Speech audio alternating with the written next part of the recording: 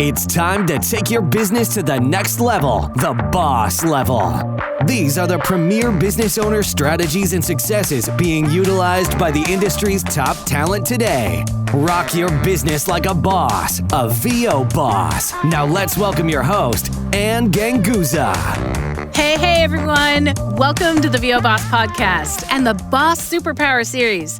I'm your host, Ann Ganguza, and I have with me my very special guest co-host, Lau Lapidus. Hey, Ann. Hey, Lau, how are you? I'm awesome. Great to be back. It's good to have you back, Lau.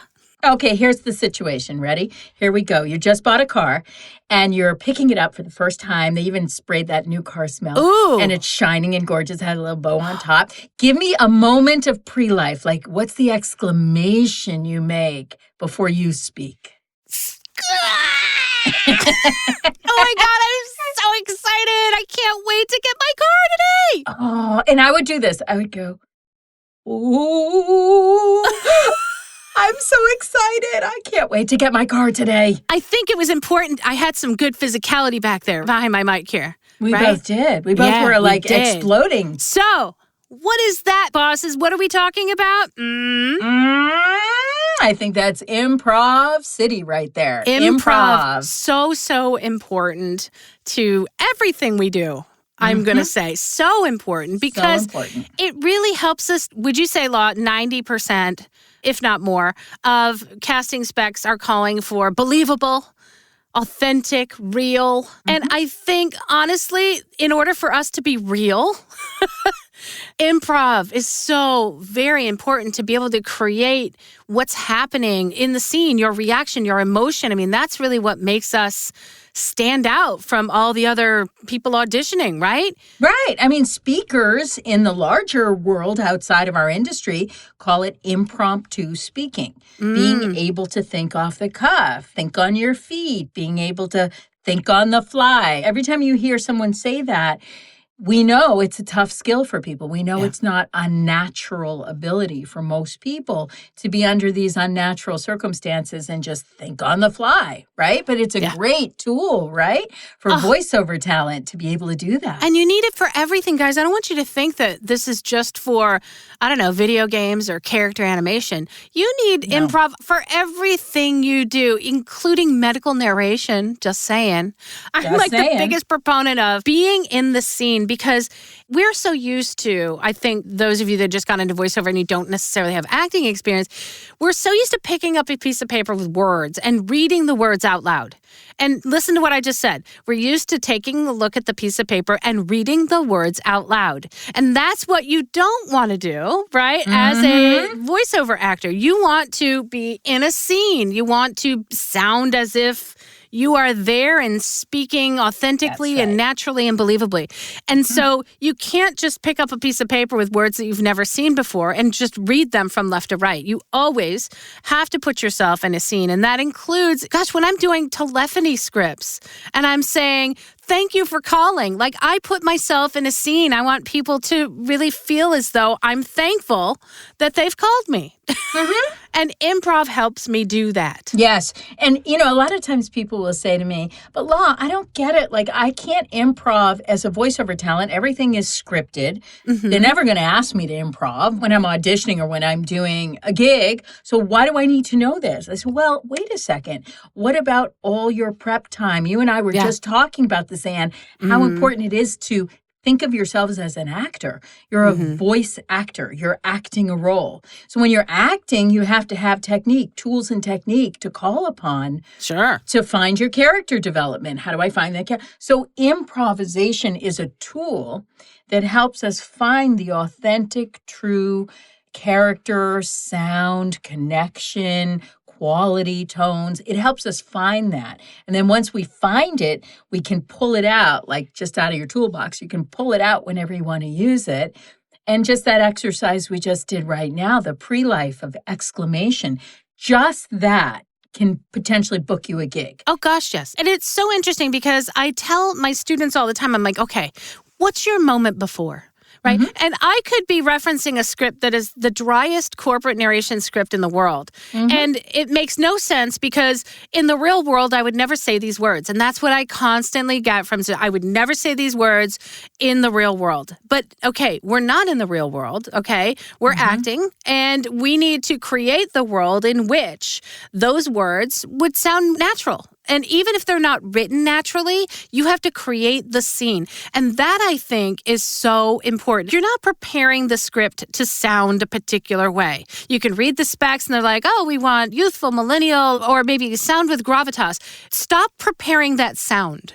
What you need to do is prepare the character, prepare the scene, prepare what's happening that's going to make you react, right, in such a way that might portray those characteristics that are being called out. And I have so many students that get frustrated. I'll say, what's your moment before? And they'll be like, I have no clue. Like, it doesn't say anything in the script.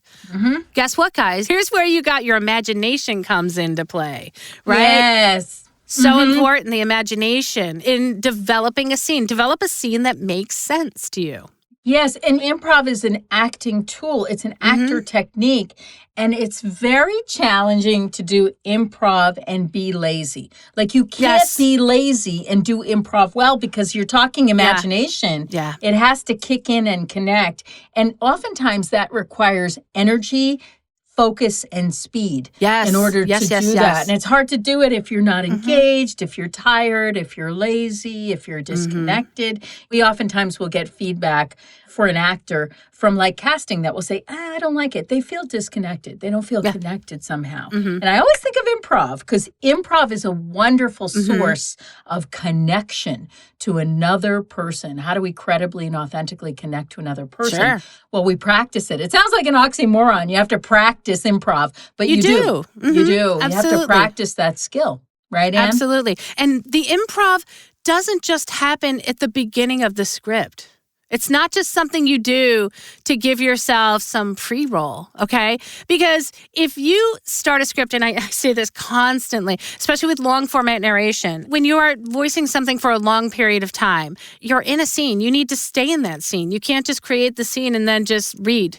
Right? Because all too often people will create the scene, they'll be at the start of it, and then they will do a monologue.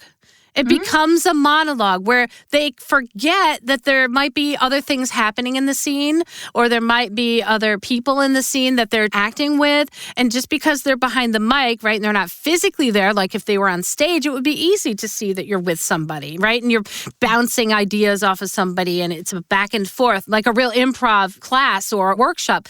But behind the mic, I think we tend to forget that there's other people in that scene with us. There's other things happening. There's movement. And if you are in a monologue, right, I feel like monologues, unless they're extremely well written, right, are not as engaging. Unless they're extremely well written. There are a lot of scripts that are not necessarily written for monologue, right? It's like, here's my speech on this product. And you know what I mean? Like, here's my monologue about the product. Now, how engaging is that, right? If somebody's not interested in the product, you have to get them interested in the product. It has to be a story. And that story has to happen in between the sentences too, right? It's true. You cannot stop just at the beginning. Okay, I have a great improv based off what you just said. All right, peeps listening. Sell the product, whatever it is that is on your script, sell the product or service, and do it completely in your own words. Like, get rid of the script, do it completely, re-envision it. But remember, it's not just about saying the words or the lines. You have to persuade us. Like, you have to make it feel like this is something that's super important to you, that you believe in and that you want us to know about, right? So whether it's like a blouse or a car or a cheese or whatever it is, I would love to hear you talk about that from your own perspective, your own point of view, and really connect to it. And a lot of times, I know you get this, Anne, in coaching too, but I don't eat cheese. Yeah, I don't wear blouses. I'm a guy, and I don't drive cars, especially like that. I don't care much about the brand. I always get people that say, I don't really worry about brands. I'm like, okay, but for a living, you might be selling a particular brand. And so it's important, right, that you're educated about the brand, or you have to have some interest in it. You have to have some passion in it. And by passion, I don't mean overextended passion or over-the-top passion, unless it's called for, right, in the script. Because a lot of times for us to be believable and authentic, we have to sound authentic. So am I constantly like, oh my God, this product is amazing? I mean, I can't be that, right? No, I can't. But I need to be as authentic as I can in my improv, right, in selling that product. Well, you know what we should do, Ann? We should demo. We should do a quick demo. We should take something like an object, a simple object. We should have like a 15 or 30-second conversation about that object. Okay, so I always have my lipstick. I always have my product here. Okay. And the listener may be someone who doesn't wear a lipstick or doesn't care about lipstick, or maybe you're a man listening in, you don't ever. Okay, that's fine. But we're going to have a conversation right now, Ann, about that. And it's all improv. Right? Okay, all improv. Okay, so Lau. All right, so this Chanel, okay, typically an expensive brand, right? Typically most people say, oh, it's this lipstick might be way overpriced. However, for me, I love this lipstick. I love this lipstick because I only have to put it on once. And so to me, the savings of time for this is amazing. I don't have to continually reapply my lipstick. I can drink water, I can eat, and I don't have to put it on over and over again. And it just stays on and it looks good. What are your thoughts? Would you pay $34 for this? I would pay more than that because I'm looking at it on your lips right now and it's gorgeous. I love the gloss. I love the staying power. The color matches your skin tone perfectly. And look, I can drink. I love it. And you can drink, right? And it probably doesn't even leave residue on the cup. And it doesn't feel dry. There. It doesn't feel dry. And I think it's economical for what it's offering you. Well, I mean, right? I would get it. My time is worth money, right? And if this is going to save me time, right, from reapplying lipstick, or if it's going to give me confidence because I feel like, oh God, you know how some lipstick will just kind of, come off your lips and you'll only have like a portion of it on your lips. And then all of a sudden you get in the car and you look at yourself in the rearview mirror and you're like, oh my God, my lips look horrible. They're gone. Why didn't my best friend tell me about that? So I don't have to worry about that. And so the ease, my mind being eased, that I don't have to worry that it's come off and it's flaked off and it looks weird, or it's, God forbid, it's on my teeth. No, it doesn't happen. You took the words right out of my mouth. I was going to say your lipstick is never on your teeth. I'm impressed by that alone. And the fact that it's not all over your face, like mine can be by the end of the day. My lips are all over, everywhere. So I just think that it's very cool for you to hold on to this and not go to other products, but really stay with it because it works, right? Have I convinced you? Now, here's the thing. It's like we do this in our daily life. We do this every day in our daily life. That was improv, guys. That was by improv. the way, bosses, that was improv, by the way. That was all improv. And that, I think, if you are absolutely thinking about how would I sell this product? Like, how would I voice this product? I mean, you can just riff. I really love this product because it's amazing. And the funny thing is that, Lau, you and I had a back and forth. And I think for improv, you have to also improv if you don't have anybody with you and you're trying to improv your audition. I think you create that second person that you're having the conversation with. It's very much a technique that I use to sound conversational, just sound natural or believable, is to actually play a part with somebody else, because that's what you would do. If you had a script and you were on stage, you'd be able to bounce your ideas back and forth. There would be an acknowledgement or a smile or a nod or a conversation between two people.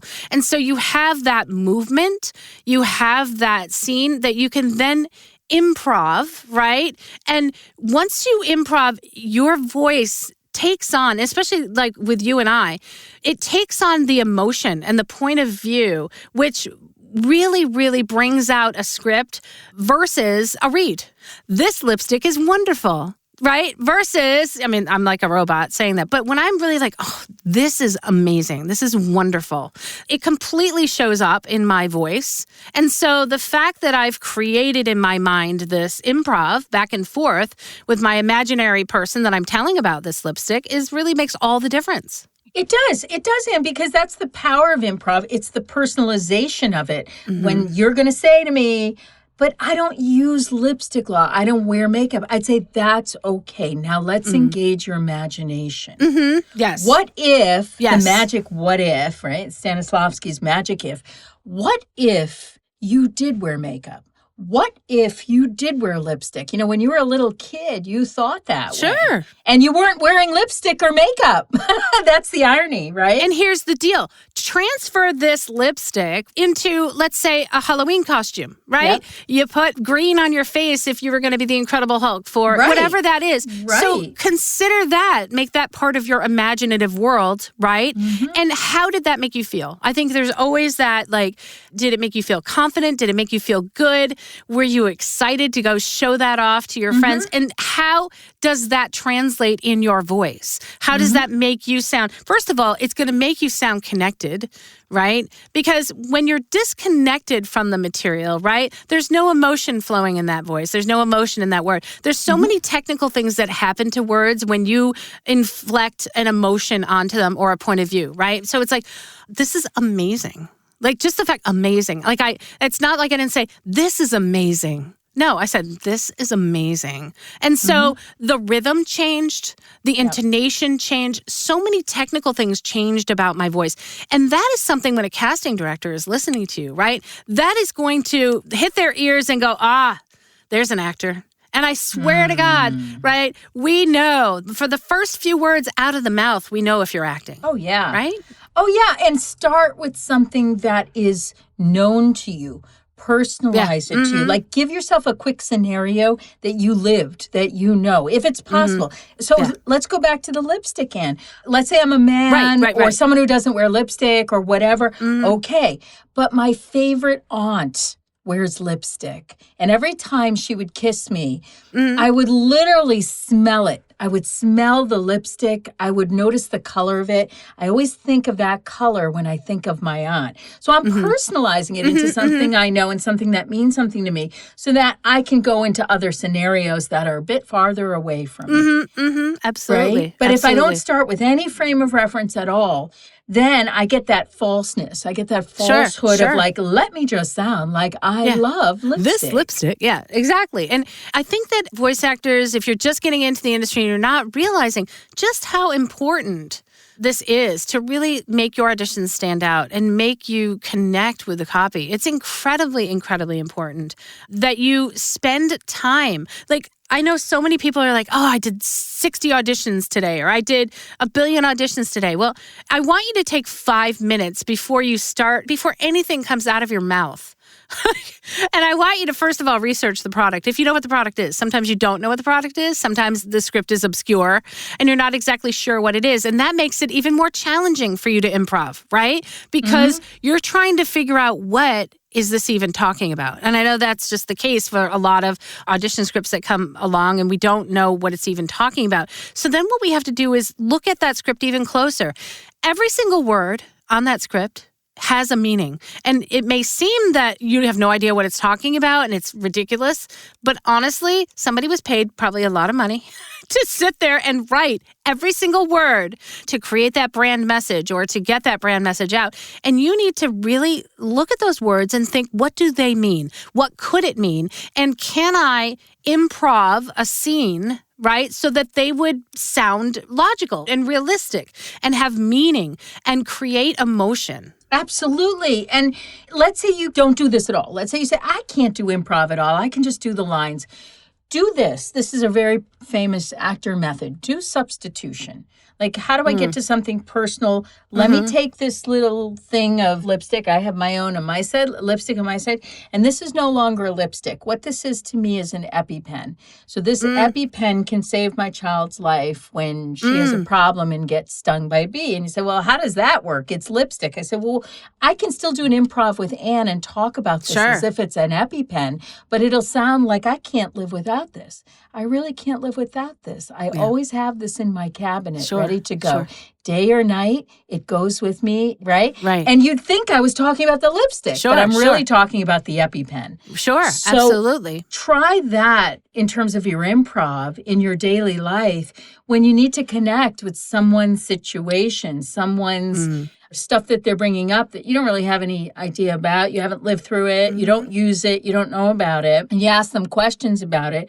But think about what that is to you in your life. What's the substitution in your life that connects to what they're talking about? That's how powerful improv can be. It can make you friends. It can win you jobs. It can make you a lot of money. And something else that can help you, I feel like I say this every episode, Lau. Google is your friend. And gang Google, right? Google is your friend. Like if there's any indication of what you're talking about in the script, or there's words in there that you're not sure what it's even about, Google. I mean, I can't tell you how helpful it is to, if you're not familiar with the brand and the brand name is there, you can go to the website and you'll get a great visual representation of what that is and who they might serve. And that will also help you to place your improv and place your scene in a place that's logical. I mean, it has to be logical, right? I mean, you want it to sound natural and believable. And so you should have a little bit of education about the product or the company, or maybe what's their demographic. Are they selling to young people? Are they selling to a more mature audience? And that can help inform the scene for you that you are going to create. But you must use your brain. And it's not easy, right? Sometimes it is like, I rack my brain trying to figure out, what is this saying? Like, I don't even know. This is so ethereal and so out there that I don't even know what this is saying. But I find that if I keep rereading the lines, somewhere along the line, if I look at the important nouns, if I look at the objects, if I look at the emotion of it all, I can really read more into it to try to figure out, okay, this would make sense. Now, if this was a storyline where somebody was upset that something wasn't going right and this product, like the EpiPen, right, was truly meaningful and could really help save a life. And so I think if you just continually look at the words, see how the words fit together, and then if you have any clues whatsoever in the script, go ahead and Google it. And that's going to help you find out maybe what the brand is. What do they actually do? Do they serve multiple demographics? What are the colors? I mean, you just go into like the visually. What are the colors on the website? What is their tone of voice on the webpage? You know, the verbiage on the webpage. How do they approach their clients? And I think that will really help you build the scene that you must improv. Yeah, and if you go to their YouTube channel, you're going to see visuals of what the culture is like, what the sound, feeling, environment is like. I mean, put yourself in that environment. That's the old actor Johnny Depp type exercise where the method actors would always go to the place that their character is in and just feel what the place feels like. Well, that's kind of important because if I'm doing a lot of corporate work and I'm getting a lot of corporate narration or corporate scripts and I've never worked in corporate America and I have no idea what it's like, just go somewhere. Be in a big, tall glass building with people who wear suits and see what it feels like, right? See what they eat and drink. Hear how they talk. Or just go to a Starbucks. You'll see them in Starbucks. Hear how they talk. So that you're not necessarily mimicking them, but you're getting an essence, a suggestion of where you want to head towards that may be very different from your world and your existence. You want to talk the lingo, have a sense of that. Absolutely. You want to be able to align to the environment, right? And I think, Lau, if I said to you, is improv important in promos? Improv is important in everything. Right. So why? I'm playing the devil's advocate here. I'm thinking my students will be like, yeah, but you don't really need to improv in a promo, or you don't need to improv when you're doing a phone system. And I would tend to disagree with you heartily. I think improv is needed everywhere. I'd like your take on that, Lau. I agree. As I said, I think it's an immense tool to find your interpretation. Like if I'm going to give more than one take, or let's say I'm just dealing with an in-house client. I'm not auditioning. They're just calling me and I'm giving them takes. I'm going to say, wait a second, who's calling? Like, who are the people that are calling? What if I have an impatient person calling, going through the system? What if I have a person who's a seller or pitcher calling? What if I have a young teenage person calling the system? Right. How am I coming across to them? How would I speak to them differently and what their different needs are? That would be an improv tool that I would start to be utilizing in that telephony or whatever system. And if you're a voice for a healthcare system, right? Okay, somebody's calling for an appointment. right? They're nervous. They're not feeling well. Or, you know what I mean? They want the results of their test. Understand who it is that you're going to be talking to, right? And then talk to them. I always say that when I read the back of pharmaceutical labels. I do medical narration. And I want to be able to speak to that person who is nervously looking at the back of the bottle and saying, oh my God, I have all of these symptoms. That's me, by the way. I have every single symptom ever known. And who do I call in case I die? That kind of thing. I'm taking that lightly. But I really do think about the person that's going to be looking at this bottle, and when I'm voicing and I'm improving, right, I'm playing that scene out in my head so that I can voice it better. And so that's for medical narration. And for promos, you know, tonight, like if you're doing like television promos, right, still you've got to get into the mindset of who's the audience that watches this show and how can you, hey, oh my God, did you catch the latest episode of that kind of thing? You've got to get into their mindset because you're talking to them. And that is where improv will come into play, right? Know that network, know that show, be the person that watches that show and talk to them. And if anything, if you don't believe in anything we're saying, just talk and listen to people talking, because that's one big, huge improvisation. Conversation is just one big, huge improv. Life is one big, huge improv because we don't really know what's coming up next. So you don't have to perform, you don't have to act, you don't have to do anything other than listen, observe, and communicate, because then you're improving. And I will tell you that every other month, or at least once a quarter, if you join the VO Peeps, we do have a workshop that covers improv. We do it. I think it's necessary to continually just keep your skills up. And I know, Lau, I'm sure you have something as part of your group as well. We do. We have a Monday night Improv Mania that runs. A lot of actors, a lot of VO talent, a lot of people come in. Even just people who are in business come in, and they just want to. It's so much fun. Yeah, they want to free themselves. And that's the thing. Yeah, improv should be fun. It shouldn't be stressful. And the only way that you're going to make it fun is by doing it, really. And just getting yourself used to it and getting those responses quicker and quicker and quicker and thinking off the cuff. And it will always help you, especially. I've just had a conversation with Dave Fenoy talking about video games. You know, the storyline in video games is constantly evolving and changing. Improv is huge. You may prepare your character for one set of scenes, and then when you get to the studio to record, somebody's changed the script on you. And that could be for video games, that could be for commercial, it could be for any script where you might have last minute changes. So I think it's so important, guys, that we are well versed in improv, know how important it is, and go out there and practice it. Love it. Here we go. Ready for Improv of Life. The Improv of Life. You guys, I'm going to give a great big sponsor shout out to IPDTL. You too can connect and network like a boss. Find out more at IPDTL.com. And I also want to give a shout out to 100 Voices Who Care. This is your chance to make an immediate difference in our world and give back to the communities that give to you. 100voiceswhocare.org to commit. Thanks so much, guys. Have an amazing week, and we'll see you next week. Join us next week for another edition of VO Boss with your host, Ann Ganguza. And take your business to the next level. Sign up for our mailing list at voboss.com and receive exclusive content, industry revolutionizing tips and strategies, and new ways to rock your business like a boss. Redistribution with permission, coast-to-coast connectivity via IPDTL.